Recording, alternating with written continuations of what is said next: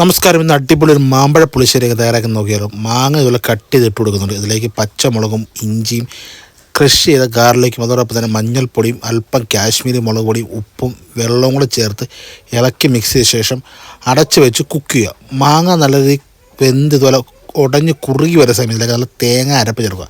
തേങ്ങ നല്ല ഫൈനായിട്ട് അരച്ച അരപ്പാണ്. അത് ചെറുതീയിലിട്ട് നല്ല രീതിയിൽ വഴറ്റി അതിൻ്റെ വെള്ളം ഒന്ന് വലിഞ്ഞ് വരുന്ന സമയത്ത് നല്ല തിക്കാറുള്ള തൈര് ചേർത്ത് കൊടുക്കുക.